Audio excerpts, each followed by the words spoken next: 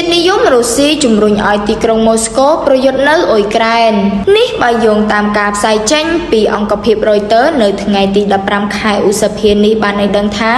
ប្រធានាធិបតីរុស្ស៊ីលោក Vladimir Putin កំពុងស្វែងរកដំណោះស្រាយសន្តិភាពដ៏មានសក្តានុពលមួយដើម្បីបញ្ចប់សង្គ្រាមនៅអ៊ុយក្រែនប៉ុន្តែអ្នកជាតិនិយមបានបើកយុទ្ធនាការឲ្យ Putin បន្តវាយប្រហារនៅអ៊ុយក្រែនសកម្មជនគាំទ្រទីក្រុងម៉ូស្គូនៅក្នុងផ្នែកមួយនៃតំបន់ Donetsk ភាគខាងកើតរបស់អ៊ុយក្រែនដែលគ្រប់គ្រងដោយទីក្រុងម៉ូស្គូបានខឹងសម្បាប្រឆាំងនឹងការរំពឹងទុកនៃចំនួនជាប់គាំងតាមបន្ទាត់បច្ចុប្បន្នតាមរយៈការជជែកគ្នាដើម្បីឲ្យសង្គ្រាមនៅតែបន្ត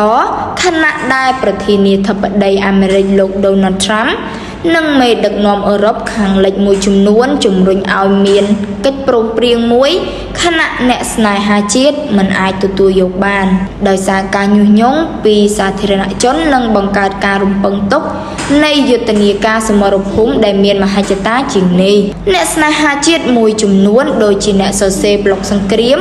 ឬអ្នកឆ្លើយឆ្លងព័ត៌មានសង្គ្រាមមានអ្នកតាមដានកន្លះលានអ្នកឬច្រើនជាងនេះនៅលើវេទិកាប្រព័ន្ធផ្សព្វផ្សាយសង្គម Telegram ហើយត្រូវបានអានយ៉ាងទូលំទូលាយក្នុងប្រទេសរុស្ស៊ីព្រមទាំងក្នុងចំណោមឥស្សរជនបរទេសនិងនៅអ៊ុយក្រែន